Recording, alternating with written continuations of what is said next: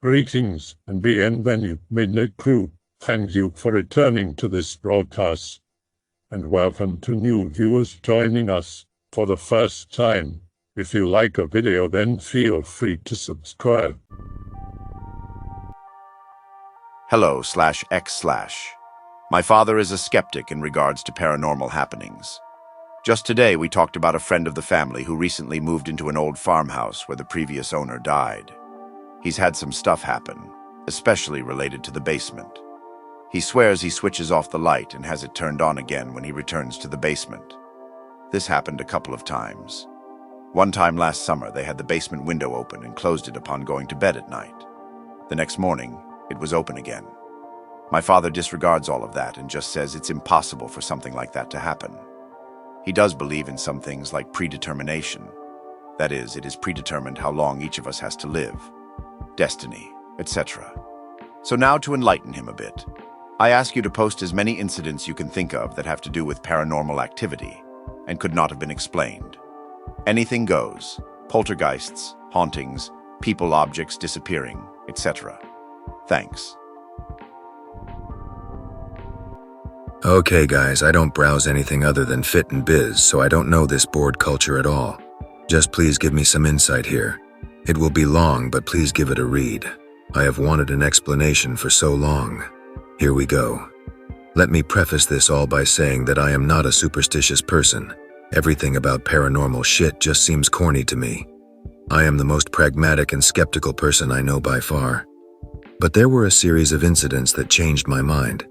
This is not a copy pasta. This is not a fun little story. This is something serious that I experienced, and I am not joking.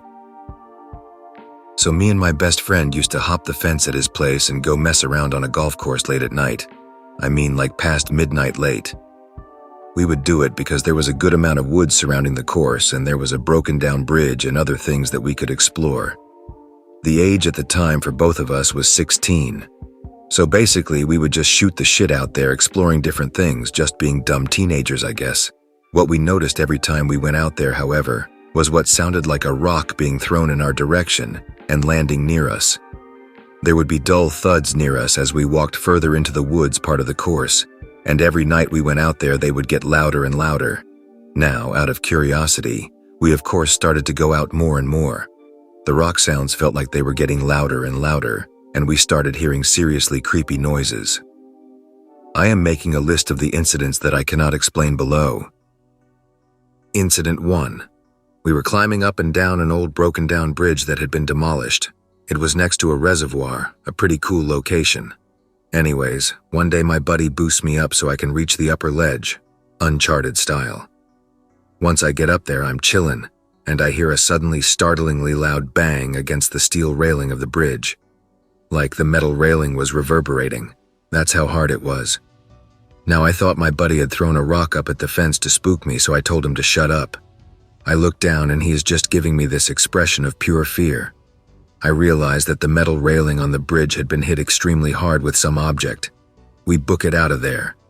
This was the incident where it went from suspicious to scary.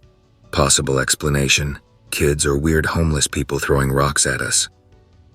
Incident 2. After the first incident, we started carrying weapons. We of course kept going out there because it was so thrilling and mysterious. Both of us took flashlights and knives with us at all times. Sometimes I'd bring my .177 cal air pistol. Yes, it was dangerous, but we were two fit young guys. Both of us were kinda jocks, I guess. And we were armed. The second incident was quite simply a hellish scream. Like a scream of someone in death throes. To this day, I have never heard anything like it. We were walking along the open part of the course. We started to avoid walking near the woods out of fear, mostly because we could just tell that the rocks were being thrown from the wooded areas. At 2 a.m., on a deserted, closed golf course, we heard a loud, horrible scream. It sounds like it isn't that bad, but if you heard it, you would understand. Something was just terrible about it. We ran that day. Once again, I do not spook easy, but that shit was off. Possible explanation: maybe a wild boar or a mountain lion, I don't know. Incident 3. This is where things really start to heat up. So we hypothesized that some kids were playing a prank on us or something, So we decided that when a rock got thrown at us, we would throw it right back and see what happened. So we walked near the woods to get a response, and sure enough we heard rocks being thrown and landing near us. Notice now that this night it was pitch black. No wind, dead quiet night. No moon on this night. Once I heard the rock be thrown, I just instinctively threw my rock back into the dark where I thought it was coming from. Unlike our other return throws, this one didn't audibly bounce through the forest floor. I threw it. Nothing happened. Then we heard very clearly 4 footsteps. Not like a deer walking either. From the sound of the footsteps, it was clearly something weird. I don't know. We ran like hell after that. Possible explanation. I hit a deer, a raccoon, or some other wildlife, and it ran. Incident 4. This is the worst incident, the one where things got close to violent. So we were standing over a little footbridge, just chilling. All around us, for a large radius, was the golf green, open ground. There was a bright moon that night, so we could actually see quite well. Underneath the footbridge was gushing water. It had rained heavily the previous night. And to our right was a big pond. To the left was a stream. Basically, the footbridge was surrounded by open ground that we could clearly see. And underneath the bridge was gushing water which no person could stand under, especially during the cold winter night. There was, logically speaking, no way anyone could sneak near us, especially when we were on high alert due to the previous incidents. Well, we start to relax, my buddy cracks a joke, and as he finishes the joke, I wouldn't believe this if I didn't see it with my own 2 eyes. A tennis ball-sized pink river rock arced up behind him and missed his head by inches, landing and bouncing off the pavement between us at our feet. I have never been so scared in my life. My friend always remembers that the look on my face was one of pure fear. He said he had never seen me scared before, and seriously, I do not scare easily. But this one was too far. Someone or something had just tried and got extremely close to hitting my friend in the head with a rock, even though there was clearly no one around us. I went into survival mode. We ran like hell and haven't been that far into the golf course since then. What made Incident 4 different was that before, the rocks would land near us but we never saw them, and they never got that close. This one was a clear attempt at a hit. Possible explanation. I do not have one. I saw it with my own eyes. Wrap up. I really don't know what to say, but this is 100% my story from my perspective. We brought 2 mutual friends out there and they clearly heard the rock throwing. We brought them out just to make sure we weren't going fucking crazy. However, the incidents only happened with me and my best bud present. This happened to my dad long ago when he was single. My dad was an engineer working on special projects, emergency repairs on an oil refinery. He had weird schedules. Sometimes he had to work all night. Sometimes he worked until ending their task. One night he had a dream. He was driving back home and a bigger, faster car T-boned his car at an intersection. Dad's car started spinning around and he heard a voice. "Get down now." He woke up and dismissed the dream. Now you can imagine what happens next. A week or so after the dream, Dad was driving at 2 a.m. A drunk driver crashed into Dad's car. Dad's car spun out of control until it crashed against a tree. In the last second, my father got down, laying across the driver and passenger seats. The crash was so severe that the tree separated the steering wheel with its column and impacted it against the driver's seat. Part of the car's direction and even parts of the engine ended on the back seat. The wheel shattered several ribs on my dad's left side. The car's dashboard trapped and broke one of his knees, but he was alive, just because he listened to his dream. This is a fairly large one, but also one of the most interesting in my opinion since there's lots of stuff on this. It's about the house of the family Joller, located in Stan, Switzerland. Till this day, nobody could solve this case, even though hundreds of people came there to see the weird stuff that was going on. Melchior Joller, the family father and owner of the house, wrote about all the occurrences in his journal. Striking about this is that he actually never believed in stuff like ghosts and so on. Pretty much like your dad, I guess. Like I said, it's pretty long and I also gotta read it again, so sorry if it'll take some time to type it out. Pretty interesting stuff. I think there is actually a documentary about it too, but it's probably in German. Alright, here it goes. Sorry if mistakes or shitty English, blah blah. TL, DR, summary of the main stuff that happened. Windows and doors thrown open closed till they broke. Stones the size of fists being thrown at the children. Furniture and pictures thrown around, and due to this, a shit ton of noise. Duh. Which was basically the reason it wasn't kept a secret for long. Lots of people who experienced these happenings. The people living in the house were Melchior Yoler, his wife, and his 7 kids. Either Melchior Yoler nor the city department that was later consulted to solve it could find an explanation for all this.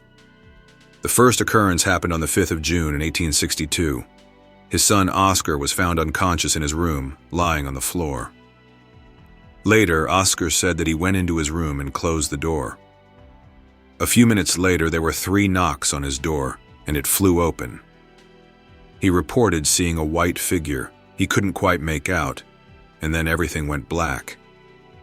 Melchior thought nothing about the minor strange occurrences during the next month, thinking it was just his family imagining stuff. A month after the incident from his son, he came home from a court appointment in the evening. His wife called him down, and both heard 10 to 12 heavy knocks on the door, as if someone was scared and looking for help. Strange thing about this is that there was a short pause after each knock, and the knocks changed position every time. He thought it might be a rat, so he knocked back. But instead of stopping the knocking, it started to kinda echo his knock, sounding as if someone punched against the fall with his fist. The knocking started to move to the door again, and the last knock was on the door. He opened it, but there was no one to be seen. So Melchior tried to find an explanation for this stuff by himself, reading all kinds of scientific stuff he could find in his library. He actually came to thinking there might be someone causing this stuff on purpose. So he searched his whole basement for some kind of machine someone might have secretly installed there. Guess that's how people thought in that time. Made me laugh reading about it. But couldn't find anything. Double duh. Fast forward 10 days, 26th of August. The housekeeper, a middle-aged woman, and one of his daughters, Melanie, heard loud and heavy footsteps down the hallway, coming to their room. Someone or something started to kick against the door and eventually even open it this way. It was closed with an iron bar, one of those that you just put down into some sort of frame for locking and lifting it up for opening the door. The door opened slowly, and there was no one to be seen. They even got so scared that they jumped out of the window, 12 or 13-foot drop. 1 week later, even some of the local newspapers started writing about the strange stuff going on in the house. The noises, knocking and stuff, grew even louder over the days, and the whole situation got worse. Even the massive oak table in their kitchen got moved a few inches by the heavy knocks and thumps, causing a lot of stuff to fall down. A lot of people were watching the house from a safe distance at this point. Fucking disaster lurkers, I tell you. The whole family and even visitors reported being touched by something that felt like cold dog claws. One night, Melchior was sleeping in his bed when he woke up to the feeling of someone touching his face. He thought it might have been his son, so he grabbed what seemed to be a hand. He was startled as he realized that the hand felt cold and lifeless, so he opened his eyes and nobody was there. Random stuff started disappearing in front of their eyes. Don't know if it's just a figure of speech, but the article says it like this, and reappeared at places it could have impossibly gone. At this point, Melchior was barely able to work, and none of his family members really wanted to stay in the house anymore, even during the day. The division that was trusted with this case started researching in September, causing the family to move to a hotel for 3 days. Nothing happened in the house for those days, so the police and the town division just dropped the case. The first night they slept at the house again, nothing happened. Only Melchior and 3 of his children were ready to sleep there. Fast forward a few days, 22nd of September. Melchior and a few other family members just left the living room, closed the door and started to hear weird noises in there. It was described as a lot of people dancing around in socks. He threw open the door, and the room was empty. The massive oak table was leaning against a wall, upside down. So did all chairs. They just left the living room like 2 minutes ago. Fast forward another few days, 2nd of October. Melchior was standing in the hallway when he saw an apple jumping down the stairs, rolling past him around a corner and into the kitchen. Their maid threw it out the window, but a second later it flew back through the window, landing on the kitchen table. As Melchior stepped into the kitchen a few moments later, a pear simply fell from the ceiling, landing right next to him. It was falling with such a great force that it completely smashed. In late fall 1862, they left the house and moved first to Zurich and a short time later to Rome, where Melchior died at 47. There are still people researching this case. One of them is Volker Anding. He's actually also the one who made a documentary about this. It's called Das Spukhaus, the haunted house, and it's in German, so I guess there's no English version of it. Be around 6 years old, just playing in my room. Suddenly the air got heavy and my sight got darker. My skin starts to crawl and it gets colder. See my window opening and a creature coming. It kinda looks like Nazguls from Lord of the Rings, but it has long horns on the head. It has Wolverine claws, but as nails. The nails look rusty and black. It comes closer to me and I can't move. It says something I can't remember. Stabs me inside and I feel weakened. No pain but weakness and discomfort. I fall down and close my eyes in terror. Lost track of time. Suddenly I'm back and there is nothing there. This happened about 7 times over 2 years. When I was 9, I saw him again. This time I could run away, so I did. Parents come to look and see nothing. This proceeds for some years. Sometimes he comes from my door. I just close my eyes and lay down. He always stabs me and is gone. Suddenly I just see him sometimes. He just stands there. I tell him to go away, but no response. After turning 15, I never saw him again. 21 now and wondering what I saw. Anyone have clues? I can answer more questions if someone is interested. I'm not a good writer, but I just want to know if there is something written about this. Next time it happens, summon all your anger, then reach up and strangle him. He won't come back. I've always seen a lot of unexplained things.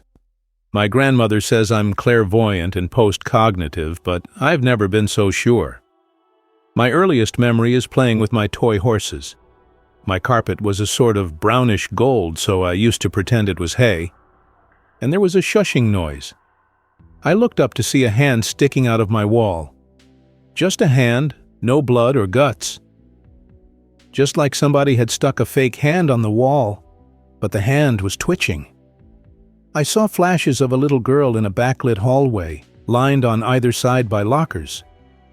It really scared me, and my mother told me to call my grandmother about it. It runs in the family, apparently. Since then, I've had a lot of incidents, but it's become pretty normal for me at this point. I have smaller events happen pretty often, but big events are pretty easily remembered. When I was very small, our family was visiting the beach, and I kept seeing a lady wearing a strange bathing suit near the cabin we were renting. I told my mother off and all but wasn't very concerned, as I sometimes wasn't. After a while of me not mentioning her, my mother asked what had happened to her.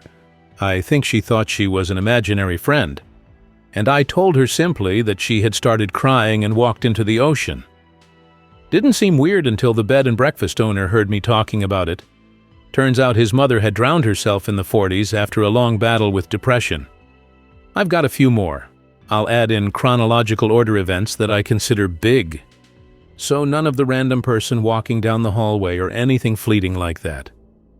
Okay, let me see. My first experience, I don't remember, was the beach event. And the first I remember is the hand thing.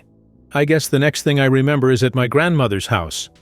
The summer before I went to kindergarten, my mother started having me spend weekends at my great-grandmother's house because I was pretty clingy and didn't like being away from her. so it was essentially how to be away from mommy training. I remember every time I was over there, I would see a woman walk in from the front door to the living room and to the den where she would sit by the fireplace. There wasn't a chair there anymore, so she just sort of hovered there. Weirdly enough, this didn't scare me. I just kind of accepted that it was something that happened. Every night I'd wake up to the sound of her heels clicking and would usually take the opportunity to go to the bathroom or get some water. By the time I'd gotten my water and relieved myself, the woman was always gone. Once again, it never seemed weird to me. No big reveal came from this. I didn't find out it was my great-something-odd grandmother or someone who had been murdered. The house is really old. I think the original was built in the 1700s, but it's been added to and renovated since. But it's not a family home, so it could be anybody. Since then, I've categorized that as a remnant.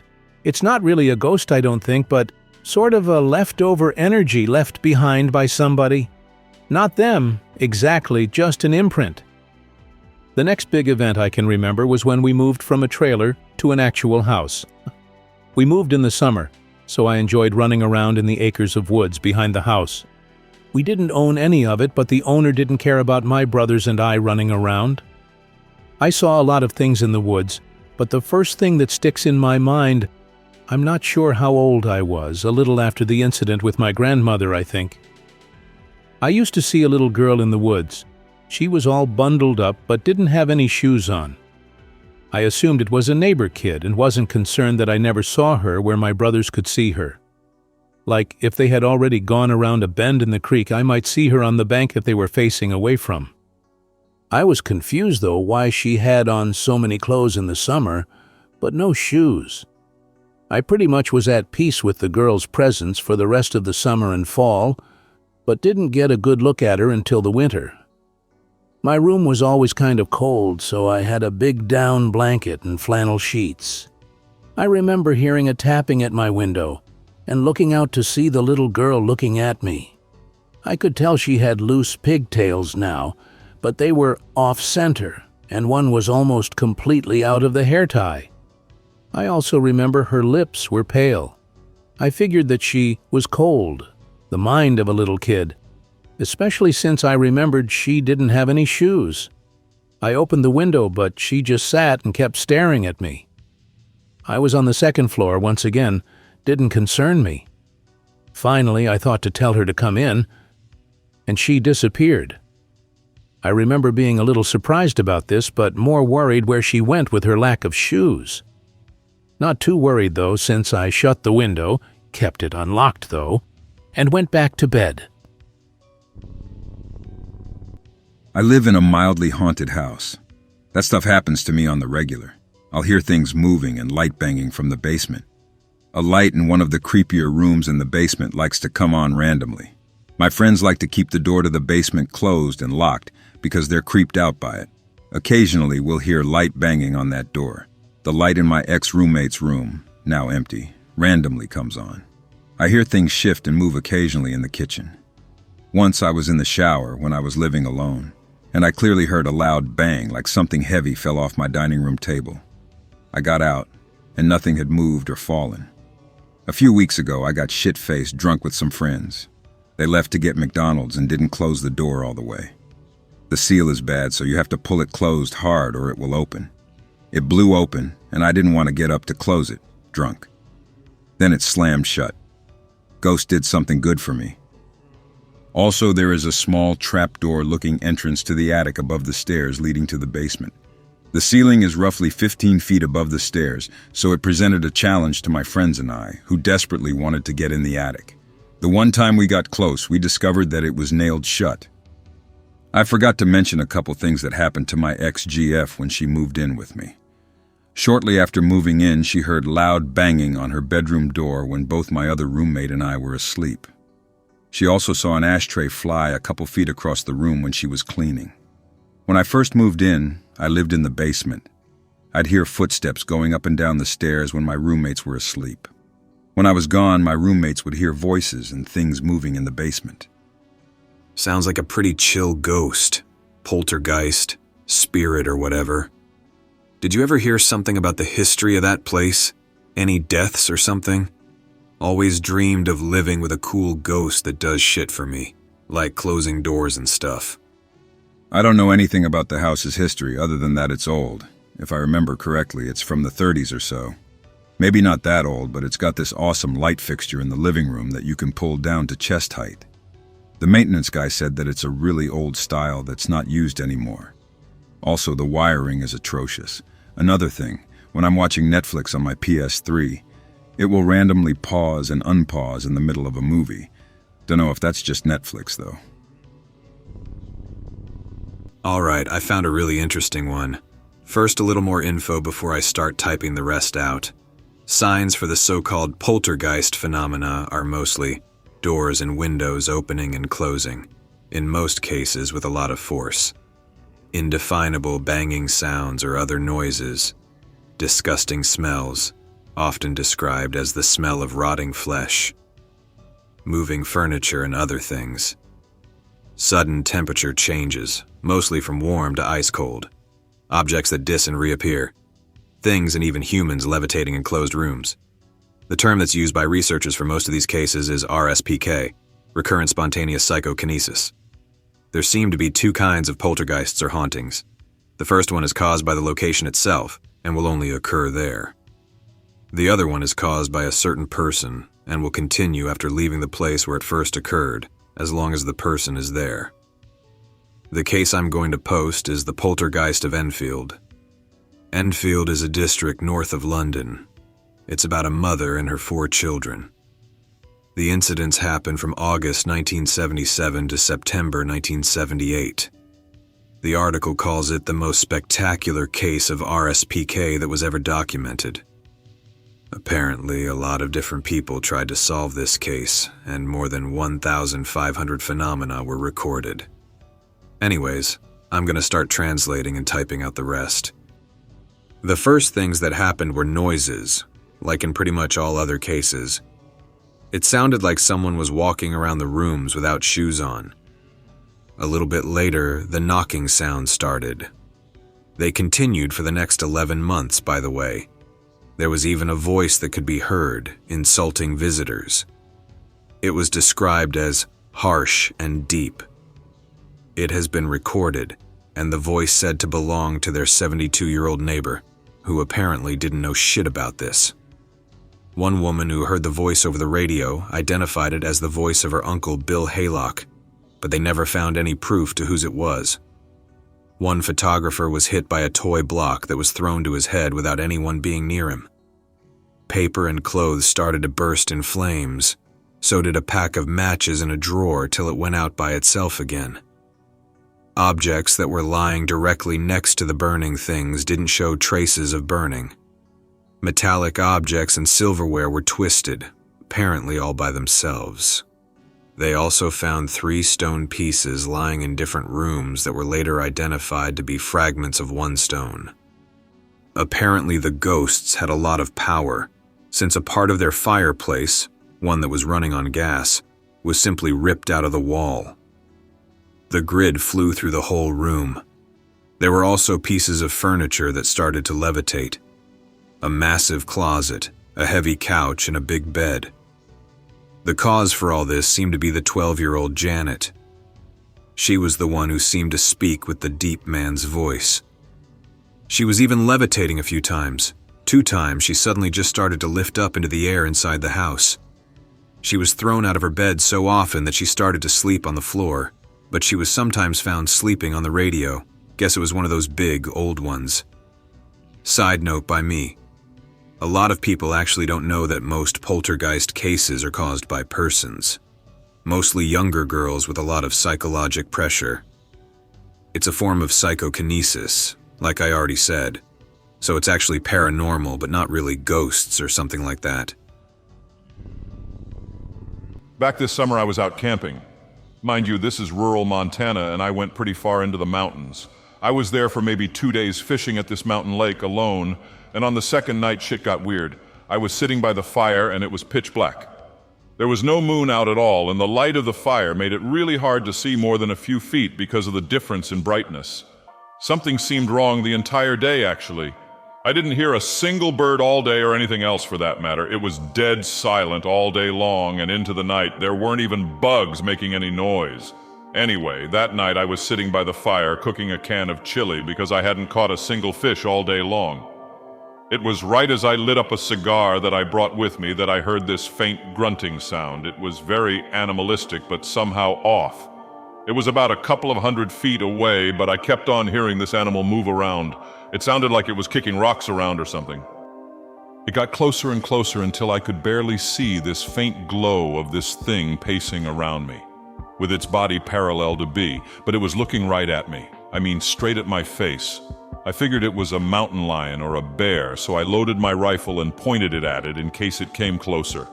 I was sweating bullets at this point because it just kept slowly pacing back and forth, getting a little closer each time. I grabbed a good fist-sized rock and threw it at the thing, and I screamed, "Hey, get the fuck out of here!" And it just seemed to disappear all of a sudden, like it didn't run off, it just was gone, like it was never there. I thought it was gone, and so I sat down to eat my chili when I hear this faint whispering, and I couldn't really grasp what it was, so I listened really closely, and just ever so softly I heard it from behind me, almost right behind my neck. "Get out of here!" I froze. All the hair on the back of my neck and my arms stood up. I couldn't even breathe. I couldn't think. I suddenly turned towards it and pointed my gun right at the fucker. Just a little outside of the firelight, I saw it. The images burned into my brain from the panic I felt right then. It was this guy, but he was really gruesomely injured. He had rocks and sticks sticking out of his flesh like ornaments, shards of stone sticking out of these infected wounds in his arms and back, and sticks and things embedded in his skin. Its eyes were glossy and stared right into my face, and as soon as I looked at its eyes, I started shooting. I shot, reloaded the magazine in a feverish panic, and shot again. Just like when I threw the rock, it just disappeared. No sound of running, no breathing, no anything. It was just gone. I packed up and got right the fuck out of there that night. I pretty much ran the 3 or so miles out with my finger on the trigger of my rifle, shooting at any sound I heard. I have no idea what it was, and I don't want to know. I hope that you enjoyed tonight's broadcast. If you enjoyed tonight's story, then please subscribe to the channel as more Greentext will appear daily. A new broadcast will appear when the clock strikes midnight Central Time.